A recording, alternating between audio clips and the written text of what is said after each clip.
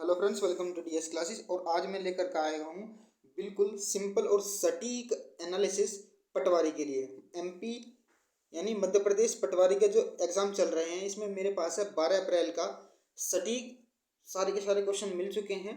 तो मैं आपको स्टार्ट करता हूँ। पहला क्वेश्चन जिसमें से कि भारत का पहला समुद्री संग्रहालय भारत का पहला समुद्री संग्रहालय किस स्थान पर स्थापित करने की योजना है। भारत का जो पहला समुद्री संग्रहालय जो है वो किस स्थान पर स्थापित करने की योजना है, तो लोथल, जो कि गुजरात राज्य में स्थित है। लोथल कहाँ पर है? गुजरात में एक लोथल जगह है, वहाँ पर समुद्री संग्रहालय का स्थापित योजना मतलब करने की योजना है। बात करें अगर हम इस क्वेश्चन की, तो सरकार गुजरात के लोथल में भारत का पहला राष्ट्रीय समुद्री विरासत परिसर स्थापित करने की योजना बना रही है। संग्रहालय को लोथल गुजरात में संस्कृति मंत्रालय द्वारा बंदरगाह, जहाजरानी और जलमार्ग मंत्रालय के सहयोग से स्थापित किया जाएगा। और आगे बात करें अगर हम इसकी, तो राष्ट्रीय समुद्री विरासत जिसमें एक समुद्री संग्रहालय, प्रकाश स्तंभ संग्रहालय, समुद्री थीम पार्क, मनोरंजन पार्क आदि केंद्र शामिल हैं। बात करें इसके अगले क्वेश्चन की, जिसमें दिया गया है कि भारत में बैंकों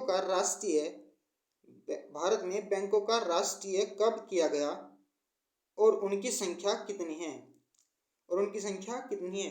तो 19 जुलाई 1969 को किया गया।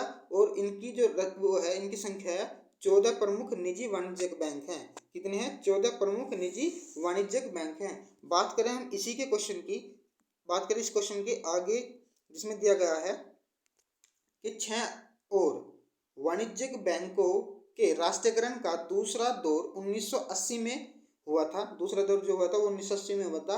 और 19 जुलाई 1969 को इंदिरा गांधी, जो कि उस समय यानी 1969 के टाइम में जो इंदिरा गांधी प्रधानमंत्री थी, जो उस समय प्रधानमंत्री और वित्त मंत्री दोनों थी, यानी 1969 के टाइम में इंदिरा गांधी जो वित्त मंत्री भी थी और प्रधानमंत्री भी थी, देश के 14 सबसे बड़े निजी बैंकों का राष्ट्रीयकरण करने का निर्णय लिया इंदिरा गांधी ने 1969 में, जो कि प्रधानमंत्री और वित्त मंत्री दोनों थी। उन्होंने 14 सबसे बड़े निजी बैंकों का राष्ट्रीयकरण करने का निर्णय लिया था। बात करें हम इसके अगले क्वेश्चन की, तो जिसमें दिया गया है कि हेनले पासपोर्ट इंडेक्स 2022 में भारत का स्थान क्या है। भारत का स्थान कितना है भाई हेनले पासपोर्ट इंडेक्स में? तो 87वां स्थान मिला है किसको? भारत को। कितना मिला है? 87वां। तो बात करें हम इस क्वेश्चन की, जिसमें बताया गया है कि हेनले इंडेक्स जो है 11 जनवरी 2022 को विमोचित की गई रिपोर्ट में भारत का 87वें स्थान पर रखा गया था। भारत को कितने स्थान पर रखा गया था? 87वें स्थान पर रखा गया था। और तब आर्मेनिया ने भारत को अपनी मुक्त वीजा प्रवेश योजना से बाहर करने का निर्णय किया। ठीक है, इसलिए वर्तमान में भारत के संख्या क्रम में एक स्थान की गिरावट आई है और यह 87वें स्थान पर पहुंच गया है। तो यानी पहले किसके केवे स्थान पर था? पहले केवे स्थान पर था 88वें, तो अब इसमें एक गिरावट आ गई तो 87वें स्थान पर पहुंच गया। ठीक है, तो आगे बात करें इसकी, तो इंडेक्स में जापान और सिंगापुर शीर्ष पे।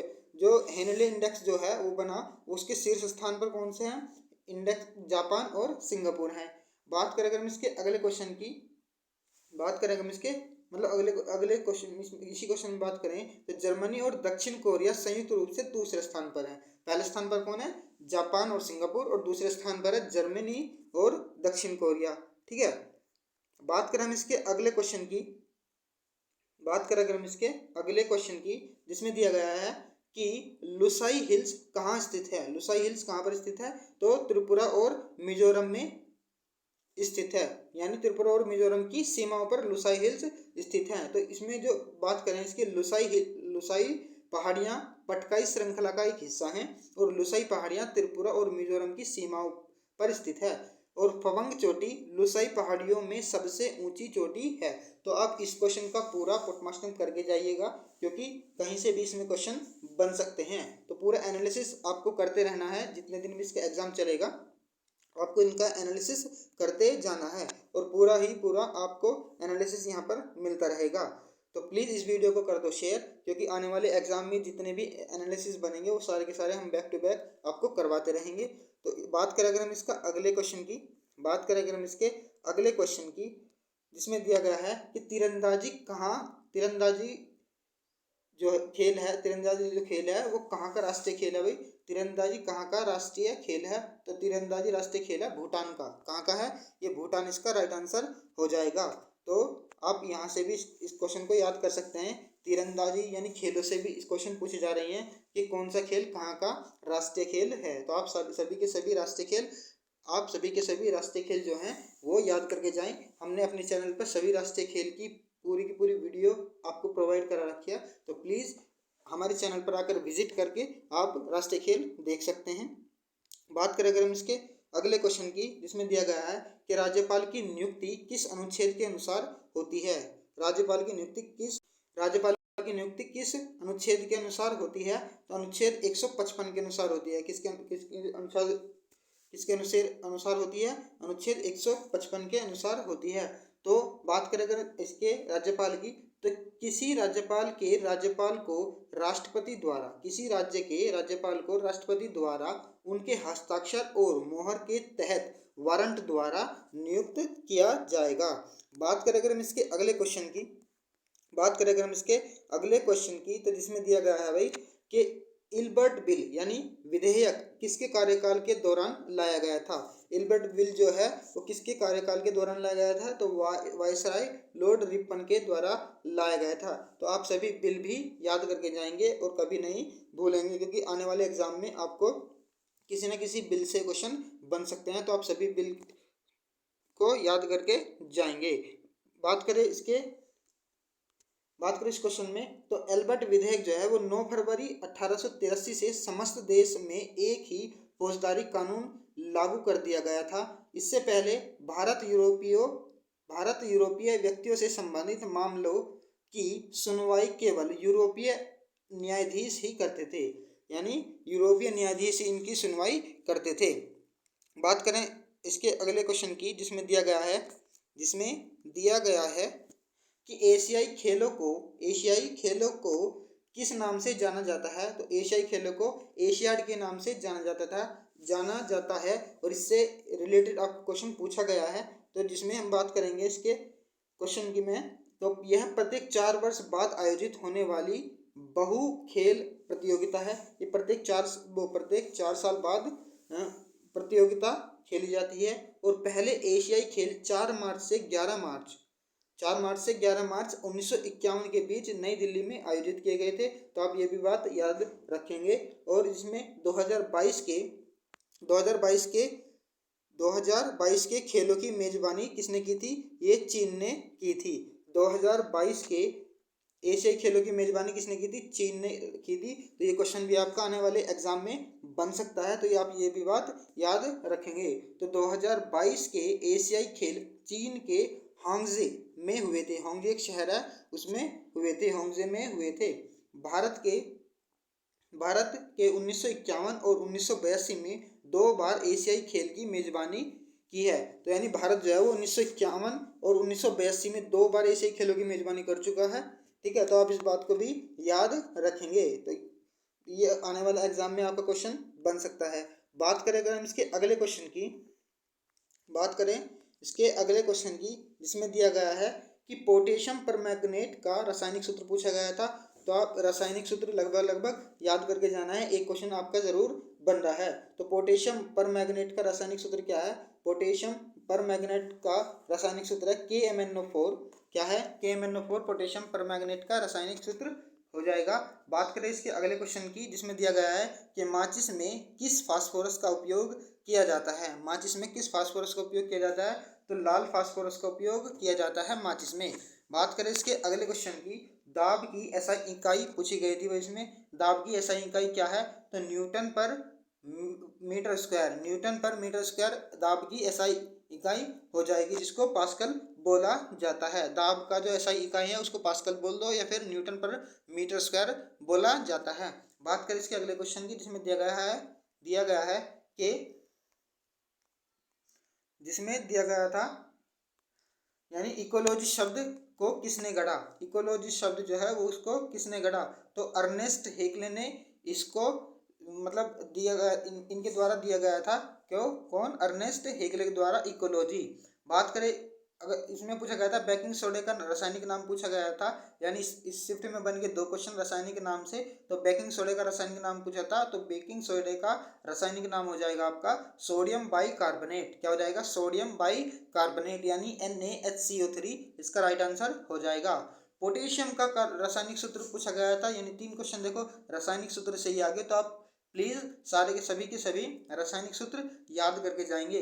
तो पोटेशियम का रासायनिक सूत्र हो जाएगा KCl, इसका राइट आंसर हो जाएगा KCl। ठीक है, बात करें अगर हम इसके अगले क्वेश्चन की, जिसमें दिया गया है कि शिप्रा नदी किस नदी में जाकर मिलती है, शिप्रा नदी किस नदी में जाकर मिलती है भाई, तो ये चंबल नदी में जाकर मिलती है। कहाँ मिलती है, ये चंबल नदी में जाकर मिलती है शिप्रा नदी। शिप्रा नदी के बारे में बात करें तो शिप्रा जो है वो चंबल नदी की एक सहायक नदी है, और चंबल नदी की उत्पत्ति जनापाव पहाड़ी महू में होती है। कहाँ, जनापाव पहाड़ी महू में होती है।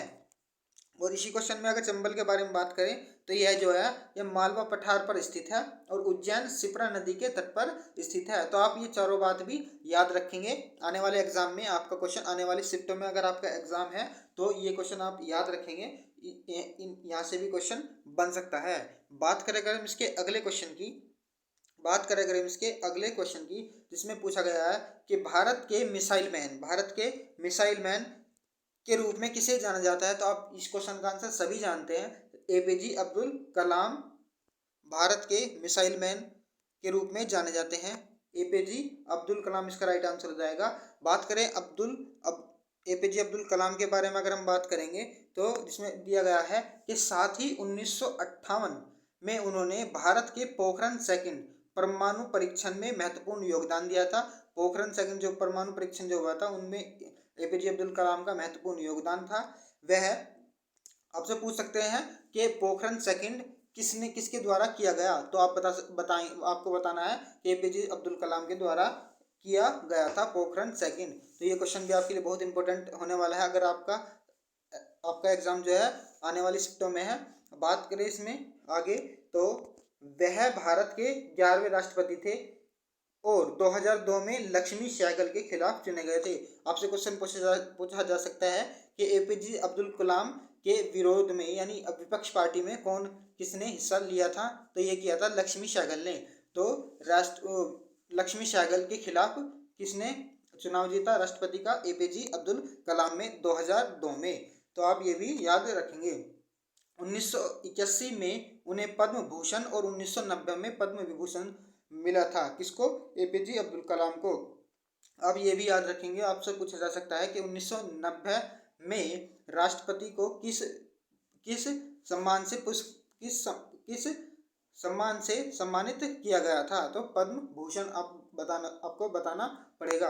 तो आप ये बात भी इसको याद रखेंगे। तो 1997 में उन्होंने भारत का सर्वोच्च नागरिक सम्मान भारत रत्न प्राप्त किया था। आपसे पूछा जा सकता है कि APJ अब्दुल कलाम को भारत का सर्वोच्च नागरिक सम्मान भारत रत्न कब मिला, तो ये आपको बताना है कि 1997 में इनको भारत रत्न से सम्मानित किया गया था। बात करें अगर हम इसके अगले क्वेश्चन की, जिसमें दिया गया है कि रामधारी सिंह दिनकर की रचना कौन सी है। रामधारी सिंह दिनकर की रचना कौन सी है भाई, तो रेणुका, जो कि 1935 में, कुरुक्षेत्र 1946 में और रश्मिरथी 1952 में। तो आपके ऑप्शन में जो भी आया होगा, आपका ऑप्शन में जो भी इसमें से मिलता जुलता ऑप्शन होगा वो आपका राइट आंसर हो जाएगा। यानी इनकी रचनाओं से भी क्वेश्चन आपके लिए बन रहे हैं, तो आप लगभग सभी रचना इनको याद करके जाना है भाई। ठीक है, तो आप ये बात भी याद रखेंगे। भारत के मुख्य निर्वाचन आयुक्त को पद से कैसे हटाया जा सकता है, तो जो है वह ये भारत का मुख्य निर्वाचन आयुक्त जो है, इनको पद से कैसे हटाया जा सकता है, तो संसद द्वारा महाभियोग के जरिए हटाया जा सकता है। किसके? संसद द्वारा महाभियोग के जरिए हटाया जा सकता है। बात करें हम संसद की, यानी मुख्य चुनाव आयुक्त, यानी राष्ट्रपति भारत के मुख्य चुनाव के आयुक्त और चुनाव आयुक्तों की नियुक्ति करते हैं। राष्ट्रपति जो करते हैं वो चुनाव के आयुक्त और चुनाव के आयुक्तों की नियुक्ति करते हैं भारत के राष्ट्रपति। तो आप ये बात भी याद रखेंगे। इनका कार्यकाल 6 वर्ष का होता है और 65 वर्ष की आयु तक जो पहले हो जाए इनका कार्यकाल इतना ही होता है। ठीक है, तो आपसे क्वेश्चन पूछा जा सकता है कि मुख्य निर्वाचन आयुक्त का कार्यकाल कितना होता है, तो आपको बताना है 6 वर्ष या फिर 65 वर्ष, जो भी आयु मतलब जो भी क्राइटेरिया इनका पहले पूरा हो जाए।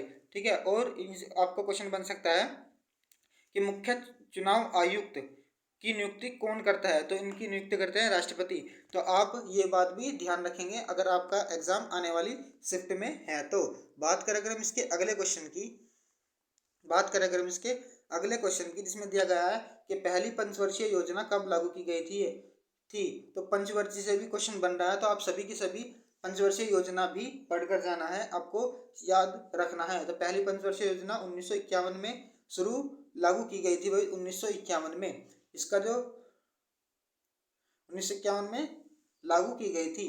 तो बात करें पंचवर्षीय योजना की, तो पहली पंचवर्षीय योजना 1951 से 1956 तक लागू की गई थी। चली थी वही 1951 से 1956 तक। और पहली पंचवर्षीय योजना को हरोड मॉडल पर आधारित थी। किस पर पहली पंचवर्षीय योजना किस पर आधारित थी? हरोड मॉडल पर आधारित थी। और स्वतंत्रता के बाद भारत ने प्रथम प्रधानमंत्री जवाहरलाल नेहरू के समाजवादी प्रभाव के तहत 1951 का पहला FYP यानी 5 ईयर प्लान शुरू किया। FYP यानी 5 ईयर प्लान शुरू किया। तो आप ये बात भी ध्यान रखेंगे अगर आपका एग्जाम जो है वो आने वाली शिफ्टों में है। ये हम करा रहे हैं कि 12 अप्रैल 2023 में जो एग्जाम चल रहे हैं पटवारी के, मध्य प्रदेश पटवारी, उसका एनालिसिस एकदम सटीक क्वेश्चन, ऑथेंटिक क्वेश्चन है। ठीक है, बात करें हम इसके अगले क्वेश्चन की। जयशंकर प्रसाद की रचना कौन सी है? जयशंकर प्रसाद की रचना भी कौन सी है? तो उनकी रचना, इनमें से प्रमुख रचना है झरना, आंसू, लहर, कामायनी, प्रेम पथिक, स्कंदगुप्त, चंद्रगुप्त, या प्रेस्वामिनी, जन्मेजय का नाट्य, या फिर राजश्री, अजातशत्रु, विशाख एक घूंट, कामना, करुणालय, कल्याणी प्रणाज्ञ, अग्निमित्र, प्रायश्चित, सज्जन, छाया, या फिर प्रतिध्वनि आकाशदीप, या फिर आंख भी इसकी इनकी रचना है। तो इनमें से आपका जो भी ऑप्शन में होगा वही राइट आंसर हो जाएगा।